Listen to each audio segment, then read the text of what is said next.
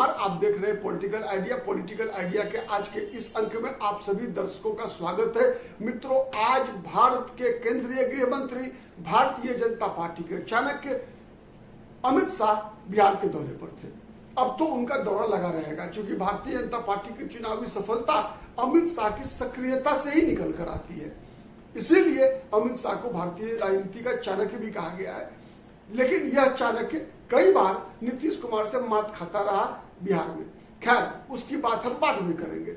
आज हम इस बात की करेंगे कि अमित शाह के समक्ष जो नीतीश कुमार ने आज फिर एक बार महत्वपूर्ण बयान दिया और ये बात बताई। बार बार नीतीश कुमार इससे पहले भी बोलते आ रहे हैं, लेकिन आज भी मंच से एक बात नीतीश कुमार ने दोहराया कि बहुत हुआ अल्टी पल्टी, अब हम जहां हैं वहीं रहेंगे, अब बीजेपी को छोड़कर नहीं जाएंगे। तो सवाल ये है आज हमारा कि क्या बिहार की जनता को नीतीश कुमार पर भरोसा है कि नीतीश कुमार छोड़कर जाएंगे फिर से एक बार महागठबंधन में या नहीं जाएंगे? क्योंकि राजद के प्रमुख लालू प्रसाद यादव का कई बयान ऐसा आ चुका है कि आज भी लालू प्रसाद यादव नीतीश कुमार का इंतजार कर रहे हैं। बड़ा भाई आज भी इंतजार कर रहे हैं कि कब छोटा भाई आ जाए और बड़ा भाई गले लगा ले, गोदी में बैठा ले।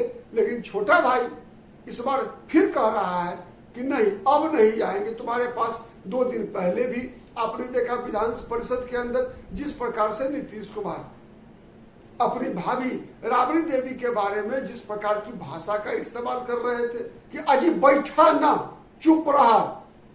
ठीक है, ये किस प्रकार की भाषा थी भाई? खैर, ये भारतीय राजनीति का गिरता हुआ स्तर है जो परिलक्षित हो रहा था विधानसभा में।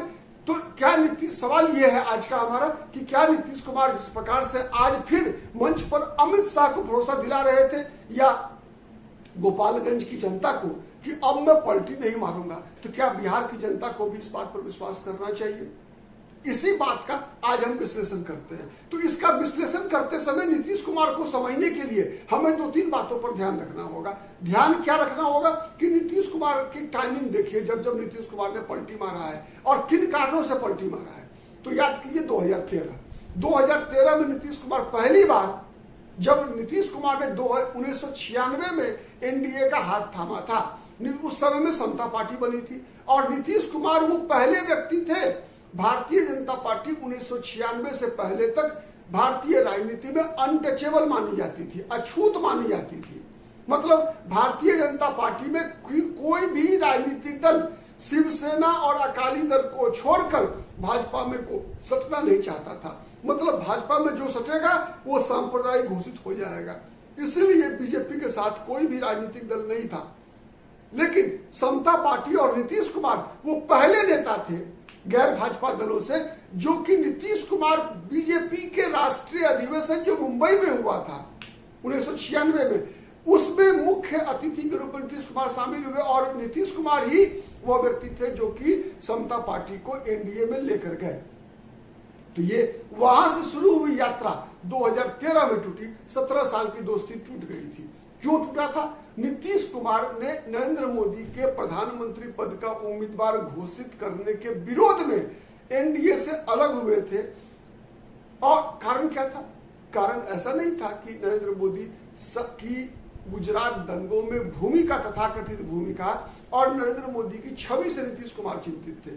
क्यों नहीं थे उसका मैं उदाहरण बता रहा हूं। जब नीतीश कुमार रेलवे मिनिस्टर थे, तब नीतीश कुमार रेल मंत्री के रूप में गुजरात के दौरे पर थे और यह घटना 2004 के लोकसभा चुनाव से पहले की है, जब नीतीश कुमार ने मन से कहा था कि नरेंद्र भाई, अब गुजरात की राजनीति से अब भारत की राजनीति में भी आप आइए, भारत की राजनीति में भी आपका स्वागत होगा। नीतीश कुमार पहले वो केंद्रीय स्तर के नेता थे जो कि नरेंद्र मोदी में पीएम मटेरियल के रूप में नरेंद्र मोदी के बारे में चर्चा की थी सार्वजनिक मंच से। वही नीतीश कुमार 2013 में क्यों जाएंगे छोड़कर? सवाल ये नहीं था। सवाल दरअसल ये था कि नीतीश कुमार को 2009 के लोकसभा चुनाव के बाद जिसमें लालकृष्ण आडवाणी एनडीए की ओर से प्रधानमंत्री पद के उम्मीदवार थे। नीतीश कुमार को यह लग गया कि भारतीय जनता पार्टी के किसी भी नेता के नाम पर अब जब अटल बिहारी वाजपेयी को बहुमत नहीं मिला तो लालकृष्ण आडवाणी को नहीं मिला, तो फिर बीजेपी में ऐसा कोई चेहरा नहीं है जिसके नाम पर बीजेपी को केंद्रीय राजनीति में बहुमत मिलेगा। और चूंकि 2005 से 10 के दौरान नीतीश कुमार इतनी अधिक लोकप्रियता थी कि देश की राजनीति में सर्वश्रेष्ठ मुख्यमंत्री के रूप में जब टॉप 3 मुख्यमंत्री की चर्चा होती थी तो उस दौर में 3N की चर्चा होती थी। गुजरात में नरेंद्र मोदी, बिहार में नीतीश कुमार और उड़ीसा में नवीन पटनायक। तो नीतीश कुमार के अंदर महत्वाकांक्षा प्रधानमंत्री बनने की वो हिलकोरे मार रही थी। नीतीश कुमार को यह भरोसा हो गया था कि बीजेपी के किसी भी नेता के नाम पर बहुमत नहीं मिलेगा, तो अंतोगत्वा भारतीय जनता पार्टी के नेता बीजेपी से बाहर के किसी भी नेता को प्रधानमंत्री पद का उम्मीदवार बनाने को तैयार हो जाएंगे। और इसके लिए नीतीश कुमार ने बिहार में अपने सहयोगी बीजेपी के सुशील मोदी का इस्तेमाल किया और अपने बारे में यह कहलवाना शुरू किया कि नीतीश कुमार पीएम मटेरियल है। नीतीश कुमार चाहते थे कि भारतीय जनता पार्टी ये घोषणा करे कि नीतीश कुमार हमारे 2014 में प्रधानमंत्री पद के उम्मीदवार होंगे, लेकिन ऐसा हो नहीं सका। नरेंद्र मोदी प्रधानमंत्री पद के उम्मीदवार घोषित कर दिए गए। अब नीतीश कुमार को लगा कि नहीं, इधर से तो नहीं मिला, कहीं अब दूसरे खेमे से मिले, या नीतीश कुमार को यह भरोसा था कि नरेंद्र मोदी के नाम पर बीजेपी को बहुमत नहीं मिलेगा और नीतीश कुमार अगर प्रधानमंत्री पद के उम्मीदवार के रूप में बिहार में लोकसभा चुनाव लड़ते हैं तो नीतीश कुमार को 40 में से कम 20-25 सीटें तो निश्चित मिल जाएगी। जब कोई एक बिहारी प्रधानमंत्री पद के उम्मीदवार के रूप में चुनाव लड़ेगा तो बिहारी प्रधानमंत्री के नाम पर उसके साथ दिल खोल कर वोट डालेंगे। यही नीतीश कुमार की उम्मीद का आधार था। लेकिन जब परिणाम आया तो नीतीश कुमार भौचक, मतलब बिहार में 31 सीटों पे नीतीश कुमार के बगैर भारतीय जनता पार्टी के नेतृत्व में भाजपा, लोजपा मतलब रामविलास पासवान और उपेंद्र कुशवाहा की पार्टी ने मिलकर कब्जा किया। बीजेपी को 22 सीटें मिली, रामविलास पासवान की पार्टी को 6 सीटें मिली और उपेंद्र कुशवाहा की पार्टी को 3 सीटें मिली। 22, 6, 28, 3, 31 सीटें 40 में जीती। जदयू नीतीश कुमार की पार्टी को मात्र 2 लोकसभा सीट मिली, उसमें भी और शेष सीटों में एक उम्मीदवार उनका बीच चुनाव से भाग गया। किशनगंज में उम्मीदवार उनके चुनाव के नामांकन करने के बाद चुनाव से पहले 4 दिन पहले घोषणा कर दिया कि नहीं, मैं कांग्रेस उम्मीदवार के पक्ष में बैठ रहा हूं। और 29 जब परिणाम आया तो 29 सीटों पे जमानत जब्त हो चुकी थी। मात्र 2 लोकसभा सीट, उसमें एक नालंदा और दूसरा पूर्णिया लोकसभा सीट किसी तरीके से नीतीश कुमार जीतने में कामयाब रहे। अंतोगत्वा नीतीश कुमार ने इस्तीफा भी दिया, जीतन राम मांझी को मुख्यमंत्री बनाया और 15 में लालू प्रसाद यादव की राजद के साथ और कांग्रेस पार्टी के साथ अलायंस कर लिया। फिर 17 आते आते नीतीश कुमार को बिहार की सरकार चलाने में असुविधा होने लगी, क्योंकि लालू प्रसाद यादव इंटरफेयर करने लगे। नीतीश कुमार को इसकी आदत नहीं थी, बीजेपी के नेता उतना इंटरफेयर करते नहीं थे। नीतीश कुमार को लगा कि भाई मुख्यमंत्री मैं हूं, लेकिन लालू यादव डिक्टेट कर रहे हैं, तेजस्वी यादव डिक्टेट कर रहे हैं। इसलिए नीतीश कुमार ने बहाना ढूंढा मिट्टी घोटाला का।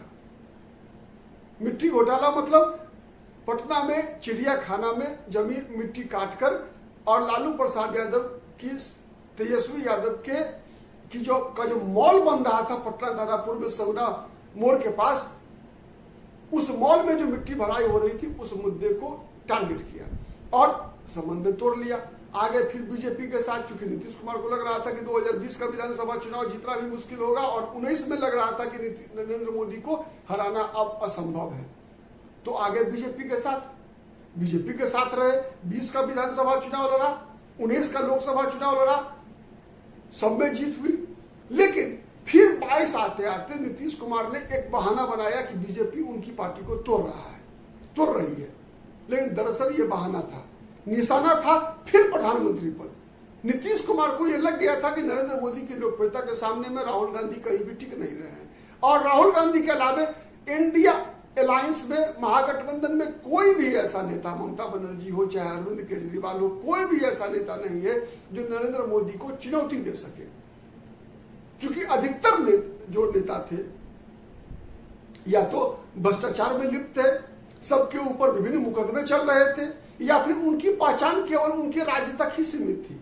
नीतीश कुमार को लगा कि नहीं, नीतीश कुमार की जो छवि है, उस छवि के सहारे नीतीश कुमार को विपक्षी दल भारत के प्रधानमंत्री पद के उम्मीदवार के रूप में 2024 के चुनाव में प्रोजेक्ट करने में को तैयार हो जाएंगे। लेकिन पहली बैठक पटना में हुई, उसी में लालू प्रसाद यादव ने नीतीश कुमार की इस मंशा को भांप कर उस पर पानी फेर दिया। लालू प्रसाद यादव ने घोषणा कर दिया कि हमारी जो ये अभियान है, उस अभियान के दूल्हा राहुल गांधी होंगे। नीतीश कुमार का धीरे धीरे भ्रम टूटता गया। अंतोगत्वा जब नीतीश कुमार के पास उम्मीद की कोई भी किरण नहीं दिखी कि वो प्रधानमंत्री पद के उम्मीदवार बन सकते हैं इंडिया अलायंस की तरफ से, तब नीतीश कुमार को लगा कि भाई जब प्रधानमंत्री नहीं बनेंगे, प्रधानमंत्री पद का उम्मीदवार नहीं बनेंगे, तो क्या अब हम कम से कम किंग मेकर बन सकते हैं क्या? तो किंग मेकर कब बनते? जब उनके पास सांसदों की संख्या होती। स्थिति यह था कि महागठबंधन में रहते हैं अगर, तो उनकी 16 जीती हुई सीटों के बदले में उनको 10 सीटें मिलती लड़ने के लिए, जिस बात का इशारा लालू प्रसाद यादव लगातार कर रहे थे। नीतीश कुमार अंतोगत्वा फिर एक बार बीजेपी के साथ आ गए। तो सवाल ये उठ रहा है कि क्या नीतीश कुमार अब पलटी मारेंगे? तो सवाल दूसरा, उसका जवाब यह है कि 2029 के चुनाव में अभी 4 वर्ष का समय है, और इन 4 वर्षों के अंदर नीतीश कुमार की शारीरिक और मानसिक अवस्था में जो गिरावट आई है, उस कारण से तत्काल नीतीश कुमार किसी भी कीमत पर पलटी मारने की स्थिति में नहीं है। नंबर 1। नंबर 2 यह है कि महागठबंधन के पास नीतीश कुमार को देने के लिए है क्या? नीतीश कुमार बगैर लाभ के तो एक कदम आगे चल नहीं सकते। तो सवाल यह उठ रहा है कि नीतीश कुमार का फायदा कहां है? नीतीश आज के डेट में कांग्रेस पार्टी या राष्ट्रीय जनता दल के पास नीतीश कुमार को देने के लिए कुछ भी नहीं है, शायद 2025 के चुनाव के बाद भी नहीं है।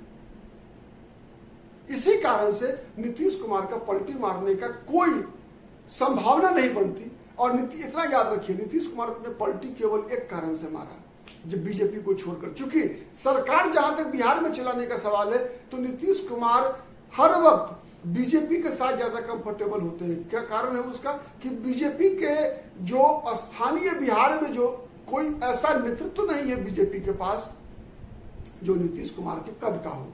लेकिन राष्ट्रीय जनता दल में नीतीश कुमार से बड़े कद का लालू प्रसाद यादव है। लालू प्रसाद यादव को इग्नोर नहीं कर सकते। बिहार में बीजेपी के स्थानीय नेताओं को नीतीश कुमार इग्नोर कर सकते हैं, लेकिन राजद में लालू प्रसाद यादव को इग्नोर नहीं कर सकते। तो इसीलिए शासन में हस्तक्षेप बीजेपी नेताओं का नहीं होता है, राजद नेता करते हैं। यही कारण रहा कि 2 बार नीतीश कुमार राजद को छोड़कर आए। तो ऐसा तत्काल कोई कारण नहीं बन रहा है जिस कारण से नीतीश कुमार के पलटी मारने की स्थिति बने। आज के लिए इतना ही। बहुत बहुत धन्यवाद। आगे भी किसी मुद्दे पर